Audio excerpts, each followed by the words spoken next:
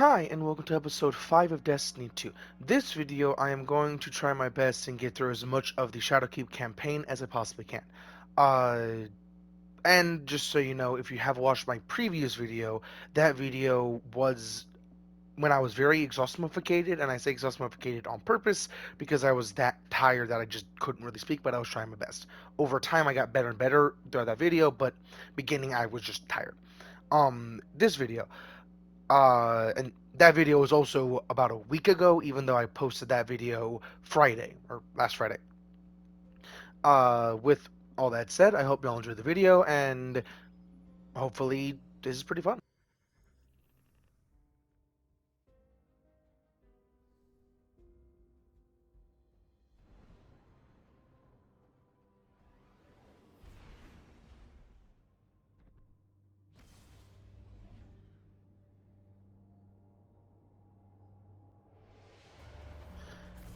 I really should get in the groove of telling everyone when they first, or make sure everyone's on the same page. Basically, I'm going to do all this chronologically, the entire campaign. Every time there's a cutscene, I'm going to shut up, different things like that, so you can fully enjoy the campaign, like I am. This one also is the most spooky, just to make sure you understand this. Or not, I think yeah, the most spooky.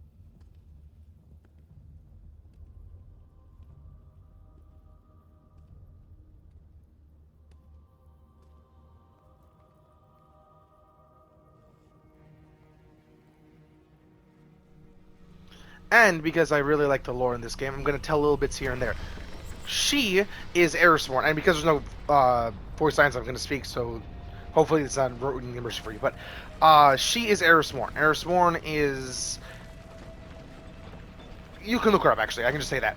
That's how I'm going to do it. Say the names, you can look them up and have fun and fully delve in deep into it because I cannot give it any character justice.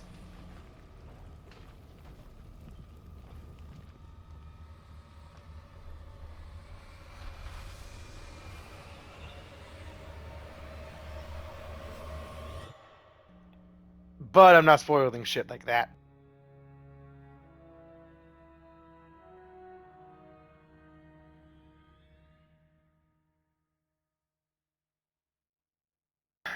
And this episode is being aired right around the corner from October, I believe. I believe the next month is October. I'm not really good at keeping track of months. I believe next month is October.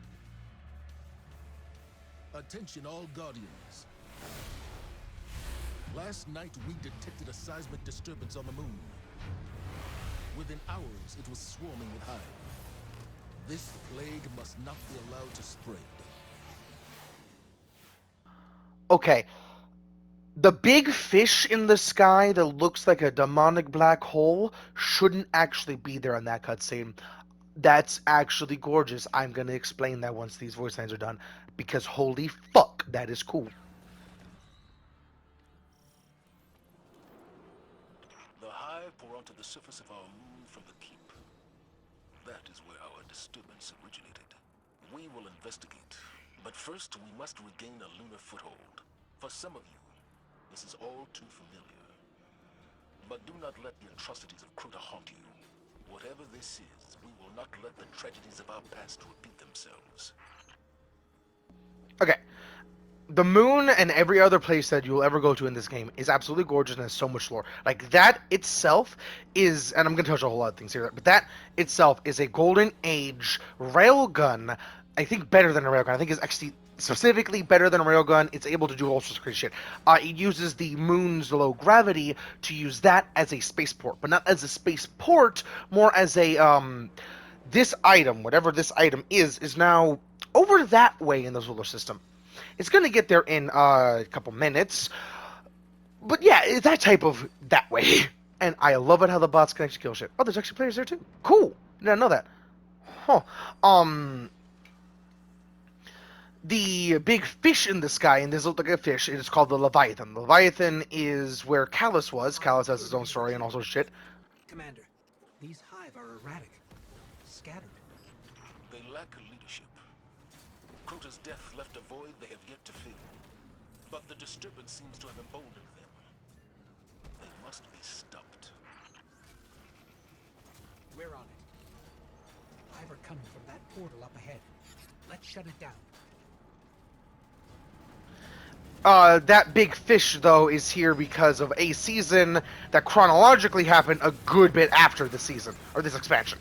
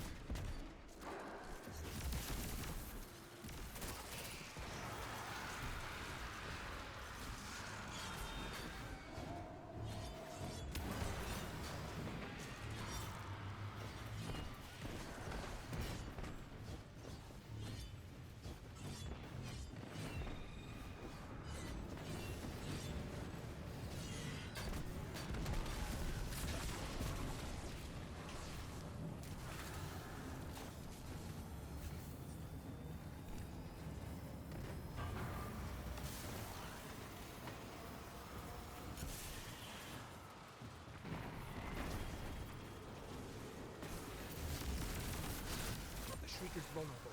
Now's our chance.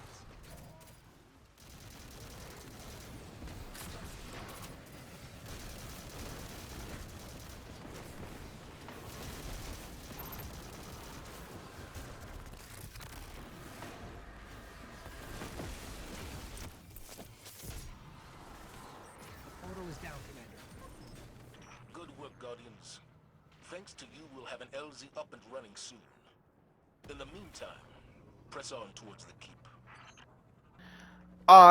You're not actually supposed to see through that doorway there. There was actually supposed to be a portal there, which is why it's important. Ikora? This disturbance, I know what triggered it. Who triggered it? Eris Morn. Eris. She disappeared before the Red War. She's here?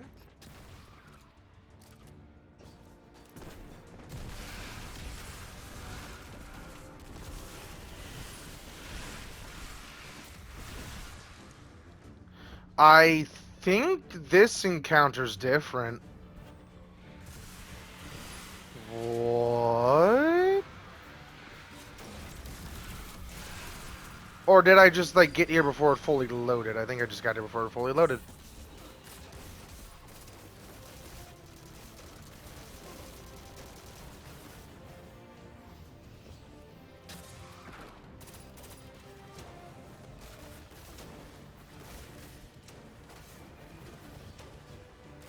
Oh, there's a tank. I will gladly take one of those. Oh.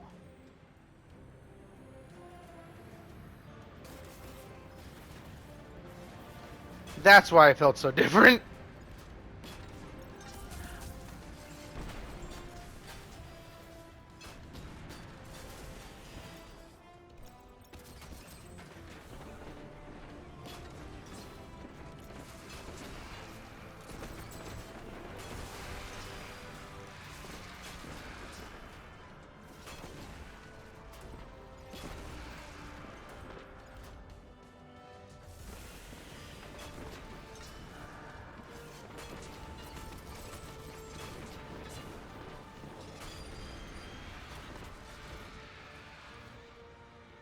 A kind of cool feature of these tanks overall is the fact that when you reverse, it kind of changes exactly which way is back or forward to allow you to do some pretty interesting just movement overall.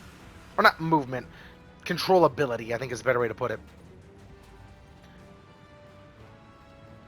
And things like this actually make it feel like the future. Like, for an example, the bullets in this game want to hit the target.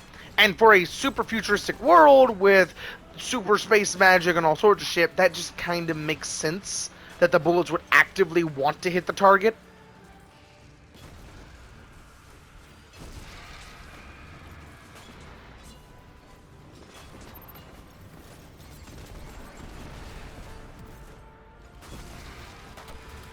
And the specific thing I'm talking about is called bullet magnetism.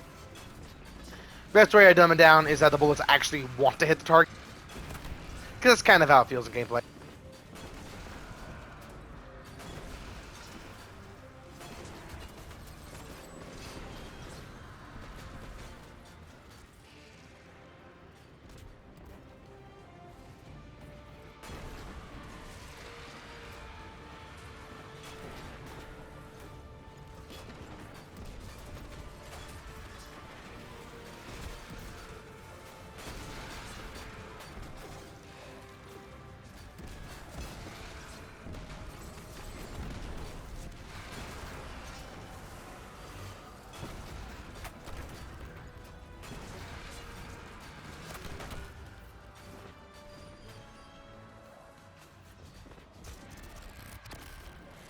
Shit! Hell yeah! That super for some reason has a weird curve to the not left, right.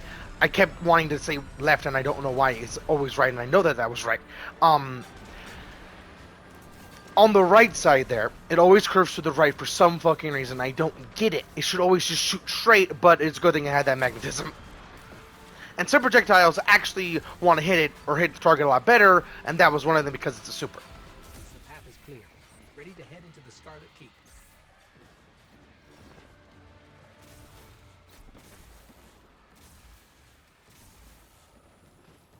Eris came to me.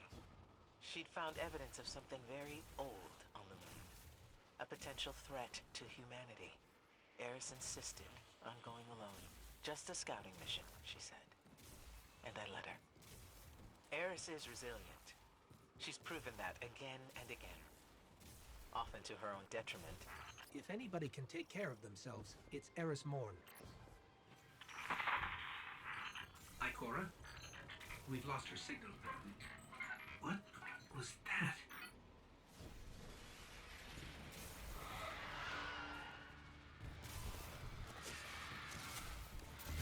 I just pressed the wrong button there. Sorry about that. These boys really should have been their own enemy type, to be completely honest. Like how the Scorn are their own enemy type taking kind of thing. Because all of these guys, the reason why they're spawning in like they are is because they're actually nightmares. Which is pretty cool. I'm not going to spoil it any more than that. But this overall concept is pretty fucking cool. I was going to say something else, which is why I said that like that. Not far enough to say what I was wanting to say. I keep pressing the wrong button. I changed my buttons back to kind of the default to allow me to have insta-presses for everything because the non-insta-press was very much fucking me up. These Hive. They're not actually Hive. Their energy signature is entirely unfamiliar.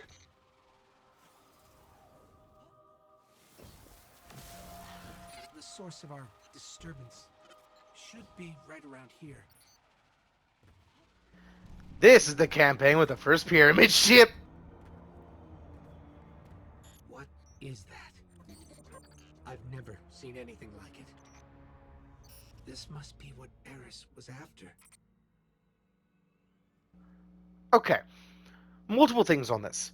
This is going to be slight spoiler territory here and there, or this is going to be pretty spoiler territory.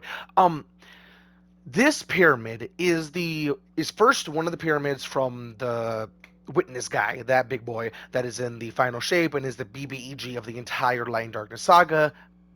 No, he's actually the entire BBEG, basically, because I think the Winnower I think the Garner and the Winnower are just constants, like birth and death, entropy and creation, that general thing.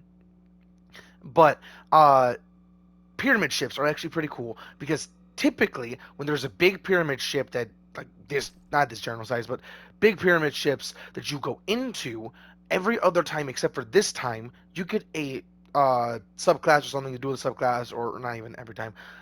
The other big one is Stasis one, the one where you actually get Stasis, you go into and talk to it and get the power from the entire pyramid ship because the ship itself gave it the power. Like this one is emitting nightmare energy. That's what you see all flowing around. It's not actually darkness. That's just all nightmare gunk. But the nightmare gunk, I really think that that is going to be the third darkness subclass. I think that is going to be nightmare gunk. Like and people have talked about the witness resonance being the third darkness. I think that should just be like another subclass. Like I think Siva should actually come back as a subclass. Like it's not Siva. It wouldn't be Siva. It would be Siva mixed with the Neomuni fluid to make Ultra Siva, to make the best Siva type of thing, to make it a more reasonable subclass, so to speak. And when the older, and this is all spoiler territory, I'm sorry about this, but this do explain a couple things here and there to why that makes a whole lot of sense and why I'm talking about things here and there, is because when one of the boys exploded, and I'm just gonna say like to make it less spoiler, but when one of the guys exploded, they took out something that they shouldn't have been able to take out if they themselves were not paracausal, because it was a paracausal object, which is very interesting. And that is kind of how the Vex do shit. It's skirting on the line of paracausality and not, which is why the Vex can actually manipulate time and shit, even though they're not actually paracausal. Pretty fucking cool. But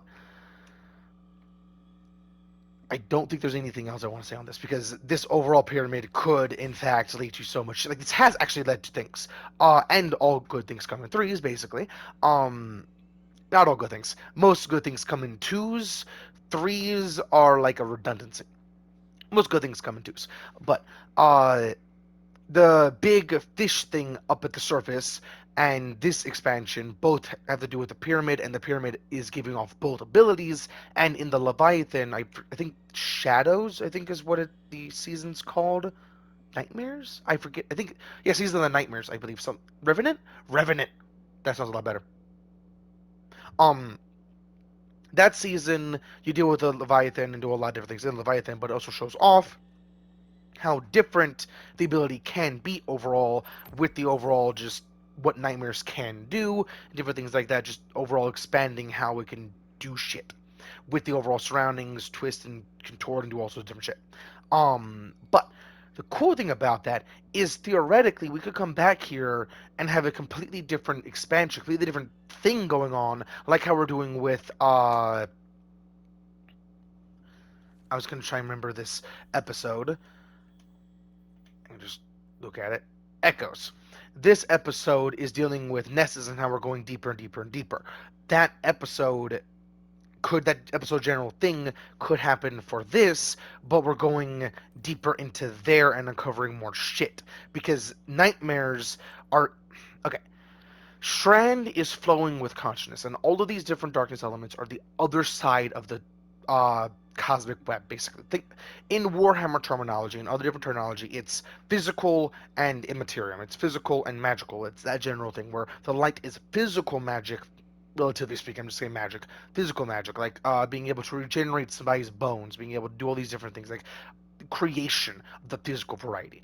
But darkness is creation of the spiritual variety, basically.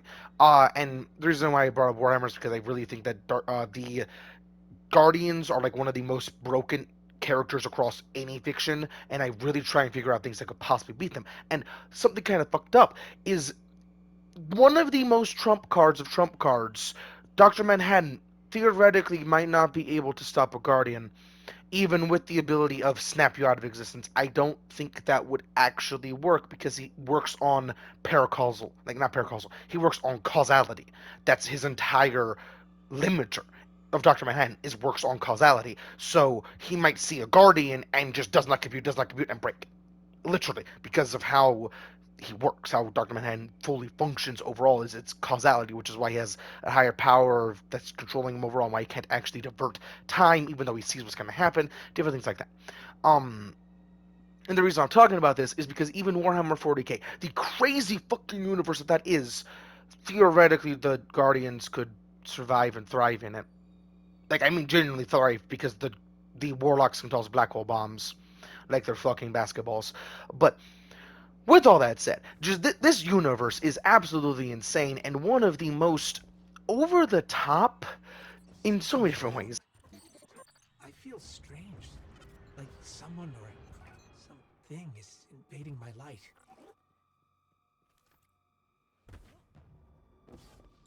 That thing across the way. What is that? Hello, how's it going? There's some sort of massive energy spike here. It's too heavy for us to pass through. I'ma do it. I'ma pass through it. I'ma run. How's it going, you big bitch? Now, Huh? But he's dead. okay, the raid that is out nowadays on Destiny 2 called Crota's End is technically a D1 raid, but reprised, which is why you see him here where technically he's dead, because technically he died in D1, not in this, and I only died there because I didn't want to try and speedrun this, because I don't know how fast I'm just going to annihilate him, which is why I'm actually using this build, even though I've actually made a couple other builds. They're more towards higher end, but this build should work in just about anything, and I do plan on running this primarily. Press the wrong button again.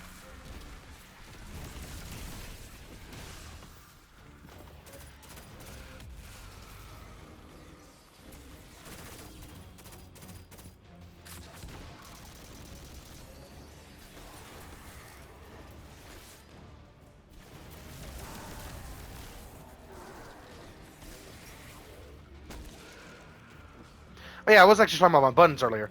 My buttons are R1 and L1 for grenade and melee, respectively, like typical.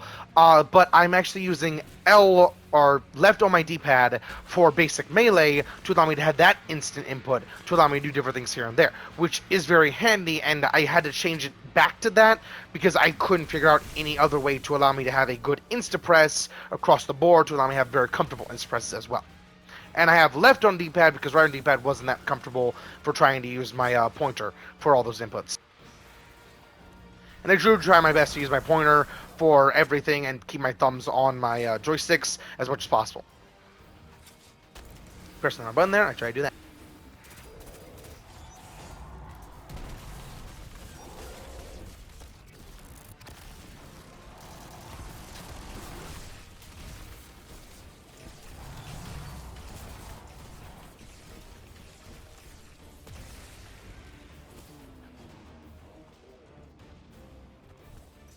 If I was able to edit shit right, never mind.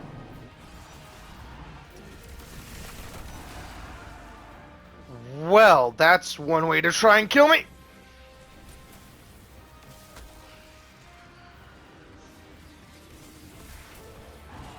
Press on the button again. Motherfucker.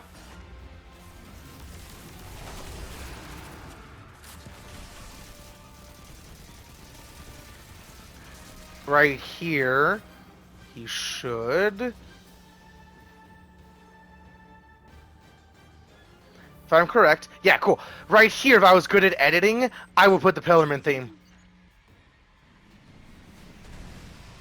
And here's why.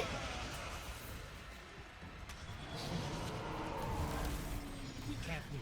We have to go now. Something amazing about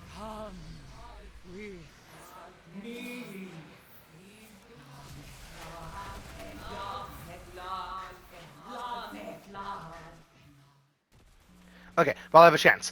The fanatic there isn't technically dead, so technically should not have been there if it requires death.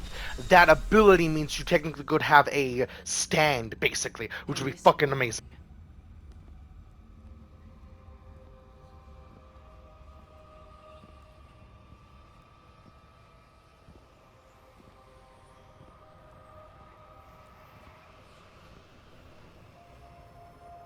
What is that pyramid? You've heard the stories of the Traveler's sacrifice, of darkness descending upon humanity. Before us lies a dark remnant of their existence. Was it struck down by the Traveler? Left here on purpose? The truth is ours to discover. Discover how. We find a way inside.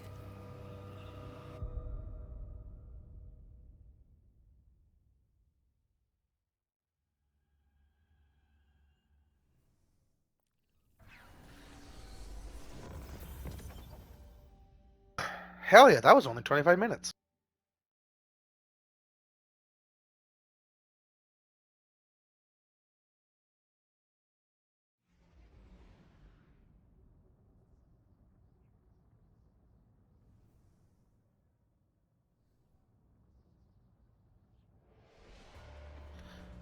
Just for a spoiler of the other two builds I have, and I will try my best to make other builds here and there, but for my Hunter, I am trying to focus on, like with my Titan, all the elements and the specific things I can do, but for my Hunter specifically, because my Hunters overall, I don't know why I have a little drift here and there, Hunters overall are very good at utility, basically. How do I put this? Not utility. This build is infinite ignitions with constant ability use or constant melee use, which allows both of those melee abilities. Or can I? There we go. Swashbuckler. Swashbuckler on both of those weapons with the melee build, which is constant ignitions, allows me to do so many different things overall, and that is what makes that very powerful overall, and why it's not very good for low-end things, because I can't ever get the ignitions off, which Dragon's Breath relies on for its overall thing. And the overall, build relies on the ignitions overall. This one is very similar too, but its highest damage is best damage. Like, this is a very high amount of damage I could pump out no matter what I am doing, and the reason why I am rocking double special in this case, and this is like the only case I really rock double special, is when I am not planning on using the projectile of the glaive. The glaive is literally just meant to be a good melee, because, okay, if you don't know, the Khepri Sting, based on powered melee, even if you're not using your melee ability, just punching will trigger your melee ability, and I don't like doing that because I'm wanting to use Silas Executioner and use that basic melee. And I'm going through all this to make this fully understood why these builds might look a little bit weird, but to explain things. The uncharged melee will trigger Khepri's thing with no matter what. But I always want to be able to play that weekend without using my charged melee. We're still using Khepri's and all these different things to allow me to use Bastion a lot better whenever I want to do an absolute hard-ass volley of just fuck you. But the glaive melee counts as an uncharged for Stylish Executioner. So, because that will not actually count for Khepri's, but it will count for Stylish, I can do all sorts of different things with that, which is why I'm using this. And why I have that build, or that glaive specifically, is for overall synergy here and there. And I don't even have... Oh, wait, no. That Harmonic will be Void, and Harmonic will be Void as well, to make it all a little bit better here and there. Yeah. And now let's continue. Let us begin. That is from a couple, a couple seasons ago. I think a couple seasons ago. Either a couple seasons ago or literally I forget. This and the Revision Zero, not Revision Zero, Outbreak Perfected stuff that I got, I think, last episode or the episode before that, at Ada, are both from a season that they dropped in, and if I do the quest, I'll be able to get the exotic on first completion, and then I have to do these different things to get the catalyst to make them a little bit better and more powerful overall. The fanatic. Crota. Like living nightmares, your past confronts you, Guardian. Old scars reopen around me as well. Phantoms of my friends return with a malice they never truly had.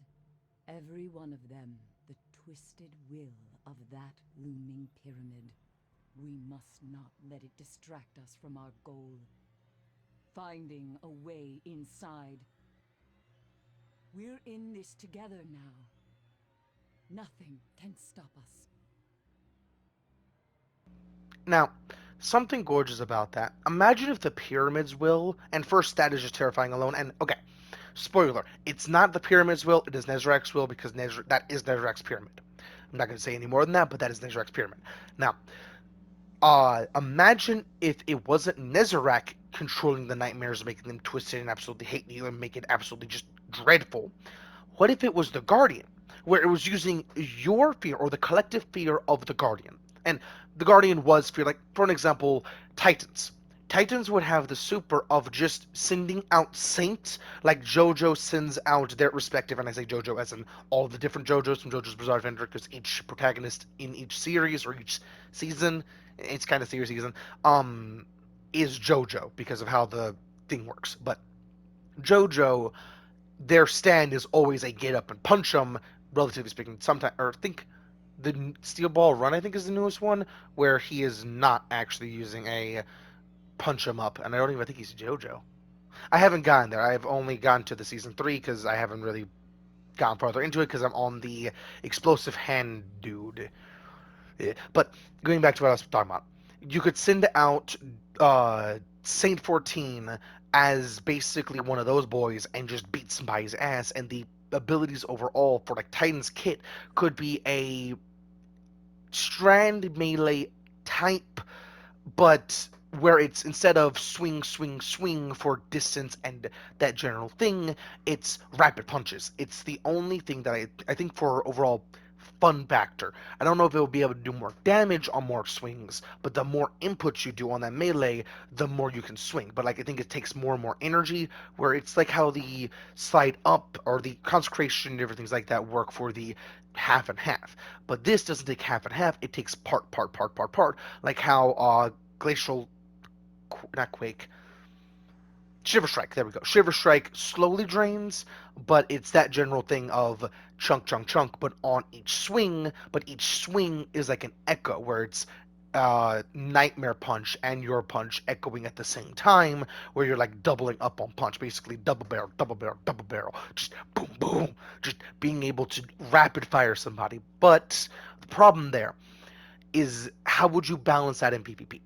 I like that concept, to be completely honest. Like I'm saying all these different things. Like, okay, I say these things because they are cool. The concepts are amazing, what you could technically do, but to actually be realistic, those abilities are very, very fucking terrifying because of what you could technically do, because of what nightmares should be able to do, which is why it's hard to really make up a good subclass design, which is why subclasses should really be just what they can be. And I'm saying all of this kind of derailing what I was saying previously because it sounds so cool, but in practicality, it's actually pretty hard to really balance. Because imagine being able to rapid fire obliterate somebody without, and I'm sorry, pop my knuckles, but imagine rapid fire obliterating somebody in PvP, just turning the corner and spamming a melee input and just annihilating somebody off the face of the planet. That would be insane. And then even if the, and for an example, even if the melee ability charge was long as fuck, Monte Carlo still exists. And that ain't gonna be fun because they don't even have to sprint at you with like peregrines. It's just punch, and that would be absolutely terrifying unless there's like some pros and cons or something like that. I don't know how it would work exactly, but that first idea is absolutely amazing, and I like working off of the best idea for the most fun factor, and then narrowing it down. Which is why I've talked about fun factor over actual good raw gameplay. And why whenever I talk about RP, and if you don't know, that is a game I really want to make, and I will actually start making that, if not for me tomorrow, because I'm actually making this before Monday, my typical Mickey video day, to have this like preloaded, ready in the chamber, and ready to go for Monday. But I am planning on making this video, or not this video, starting on the game because I'm having to fully get in the groove of learning shit again, like fully delving into it, sinking my teeth into it, and try my best to understand Unreal Engine and getting Blender and different things like that to work, so I can fully just craft my game perfectly in how I want to make it. But that game is going to be RP, and it is going to be an absolutely just amazing game, and I've talked about it so many different times, and I also like hotcakes because everyone's been wanting and I'm saying this as a ease of understanding, everyone's been wanting a Titanfall 3. I am not making a Titanfall 3, just for absolute clarification. I am not making Titanfall 3. I am making a movement shooter looter shooter ish.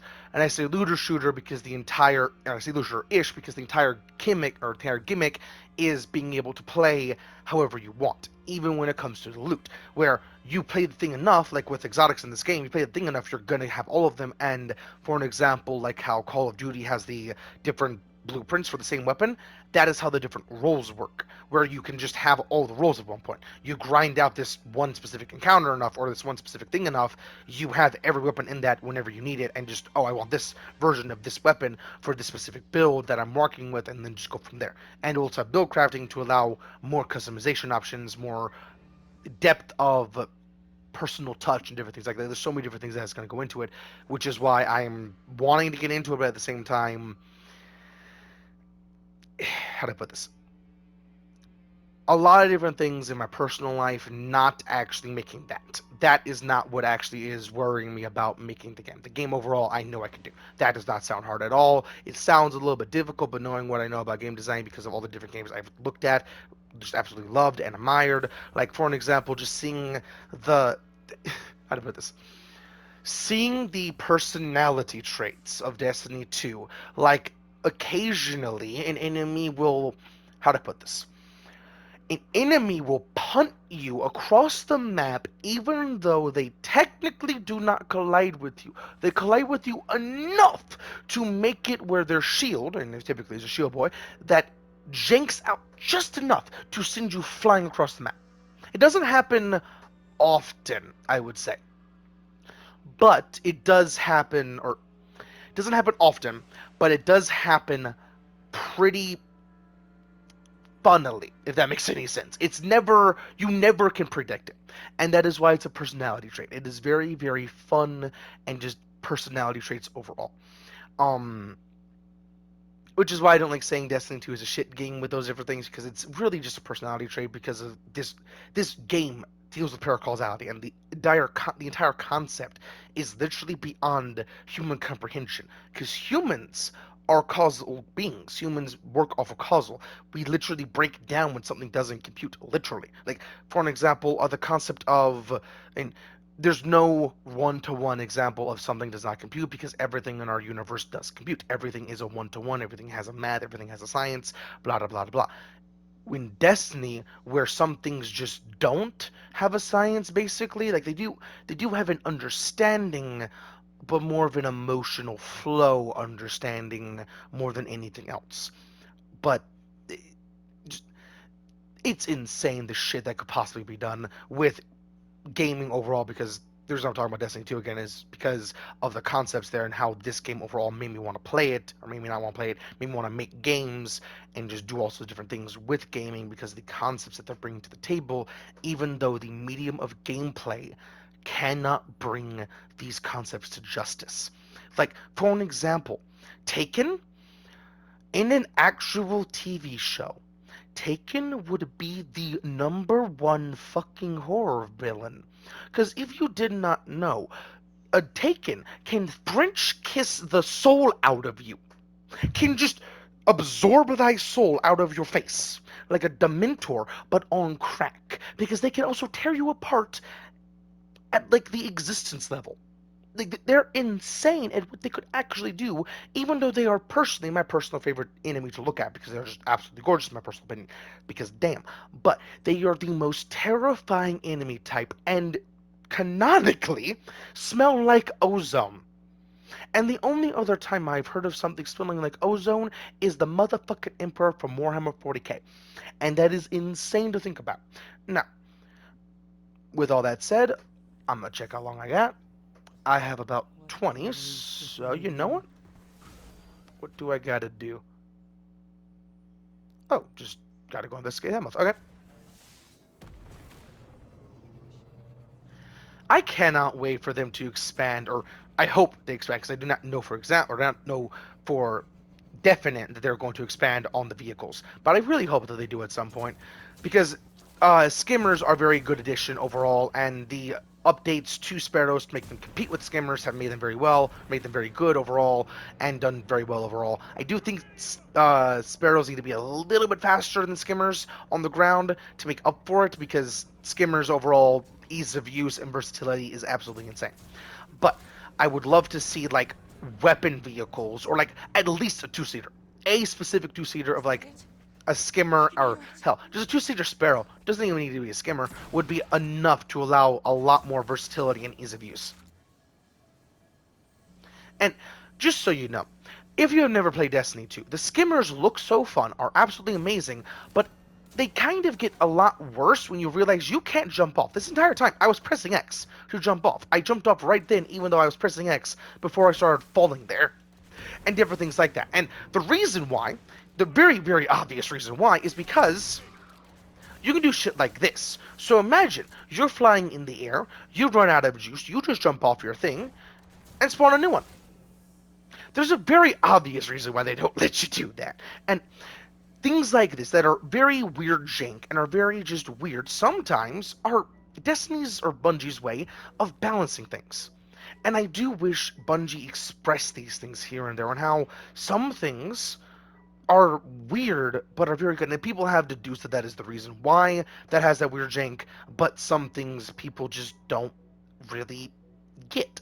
Here and there, like for an example, there is no meta in Destiny 2, even though people talk about god rolls and different things like that, when there is no such thing as that as well, because what a gun is all the different things that at its disposal, its rolls, its element, all these different things, because of what you can actually do with it if you actually think of build crafting entirely. Like you might want with a specific build a good void auto with specific perk, a specific void auto rolls with, because there's only a select few of void autos, that general thing where it's what this can roll with versus this and this and this to fully fine tune what you're doing, including with RPM, rounds per minute, that actually works. RPM and different things like that. Just overall make it different, and the families, different things like that. Like it's so intricate with what different things are. Some weapons, though, like a weapon specifically, the Christmas fusion rifle is the only weapon I would say actually has a definitive god roll, because it can roll with like auto-loading holster and All right, Eris. Where to? overload thing, where on a full magazine it just obliterates something. I think it's something like that, where it's literally just the best combination of perks there. Like there is nothing better, no matter what you're trying to build for, because nothing else really does anything.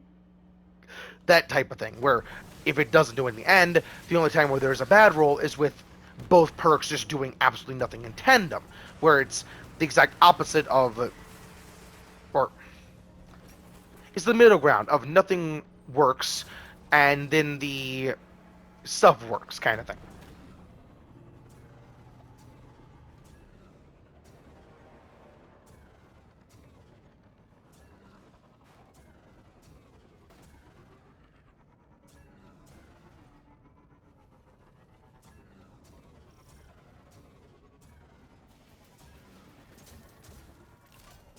Eris, we found it. It appears to be a ritual of some kind. We must learn its purpose. Do not be afraid to engage the Hive. Ooh, this is a good opportunity to use this. Fuck yeah. Okay. It's gonna take me a little bit to get all charged up again. Actually, wait. I forgot that this somehow applies Scorch to allow me to then boom. To then yeet. I missed. How the fuck did I just miss that? Boom. Oh, I don't want to be next. I'm saying all these things out loud because I really need to remember how these spells work. And something amazing and kind of, I don't know the right word, with Destiny 2 builds is that each build is its own character, basically. How each character, or how each build plays completely differently, and how each build can do so many different things depending on what exactly you're wanting to do with the specific key components you're wanting to use. Like Monte Carlo, for an example, is an amazing melee weapon, or amazing melee weapon actually, because of the new catalyst, and melee build thing if you're just wanting good ability region overall. Like, different things here and there, but you can still get away with all sorts of different things here and there. On top of that, like, this game is insane.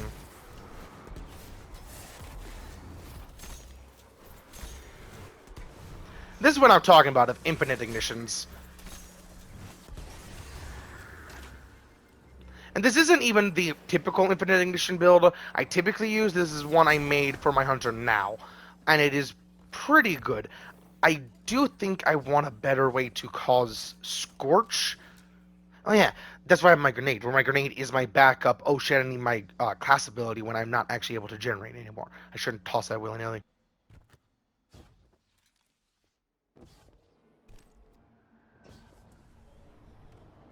Oh shit, I'm not gonna be able to finish this mission. I don't think. Wait, I'm not actually trying to complete this. I'm just trying to get rune tablets.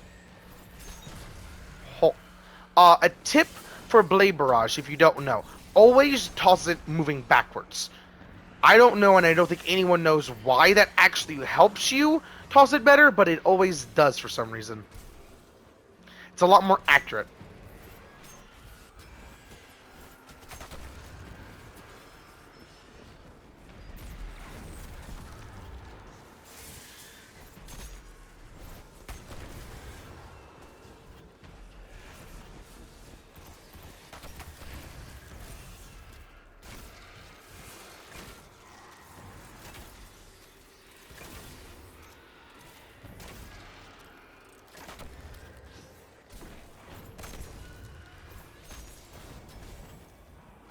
Oh, I literally pulled out my ghost to see how exactly I did that.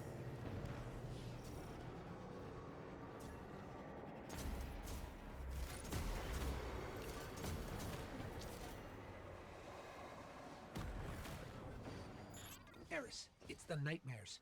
The Hive are trying to draw them in for the ritual. How curious. For what purpose? It's unclear, but they don't seem affected by the nightmares at all. Not like we are. Fascinating. We must learn how they've achieved that. That's our key to finding a way beyond the pyramid's walls. Eris? Those screams. That's a Hive wizard. We have to hurry. Now, at first glance, you might not realize this because they're both working together, Eris Morn and the Guardian, but Eris Morn actually does not have a ghost because her ghost got absolutely brutalized by the Hive. So she actually cannot respawn if she does die, which is why that is a genuine we must hurt, even though that didn't really sound that good.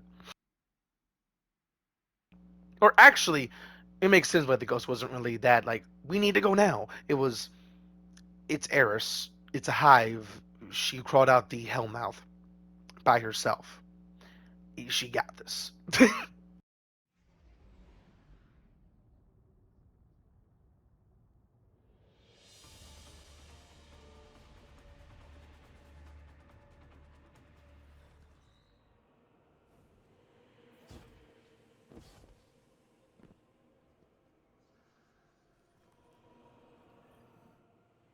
Saimota screams as she did the day Omnigul tore her apart and silenced her forever.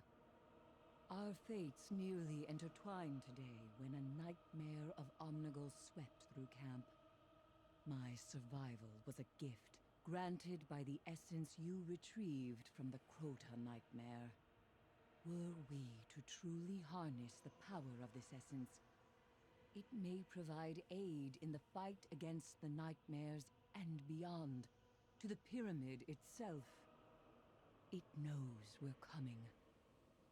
I can sense it.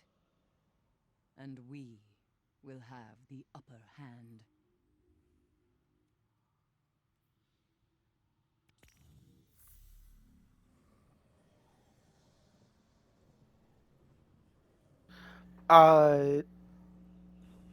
You know what? I should be able to knock that out pretty easily.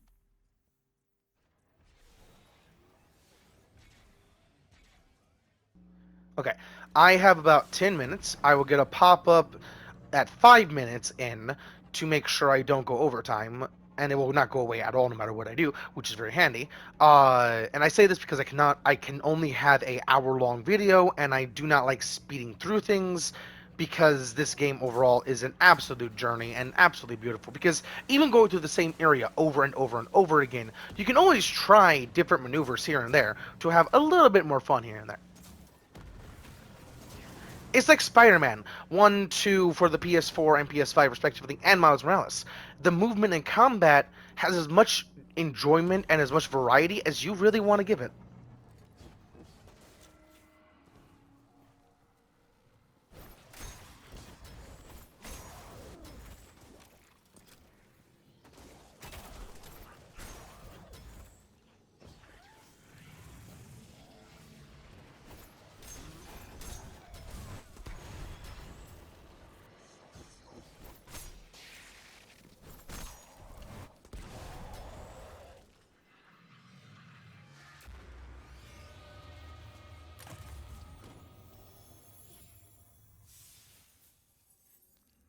Shit. That doesn't actually count.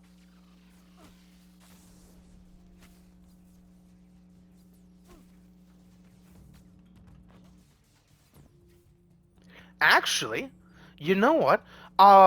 This video is actually going to be double feature because I've been wanting to do a don't know what I'm going to call it. It's going to be like a destination exploration, something like that, where it's going across the destination, going into lost sectors here and there across the destination, because most expansions and quests and different things like that, you don't actually have to go into the lost sectors, so they're kind of not really needed until you really want to get it done for the Legend Lost Sector to get that exotic, or the exotics.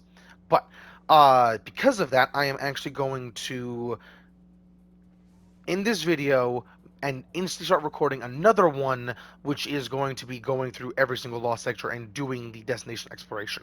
That sounds actually pretty cool. I think I'm just going to call it DE, destination exploration. Sorry about that, excuse me. And destination exploration, I might not actually be playing just my hunter, because it is meant to show off each destination. So yeah, this first episode is going to be showing off my hunter, or not showing off my hunter, but playing my hunter. And you know what? Just for a good crossover, I'm actually going to be using this build the entire time, because I'm just going to be speeding through it, and this video is most likely going to be like 30 minutes because this destination isn't that big. But because of exploration, I am actually going to go underneath as well, so that is, yeah. With the DE, like I said, with exploration, I'm going to be going all over the destination, not just to the lost sectors, because that would just be kind of lame. I'm going to be going into the depths of here and there, and going to different places I find very cool, showing off different things here and there. So the moon one actually would be pretty along with that. I'm not going to go through everywhere. I will show off places here and there. I'm saying all this so you understand what the next video is going to be here and there a little bit. Now, I hope you all enjoyed the video, and I'll catch you on the next one.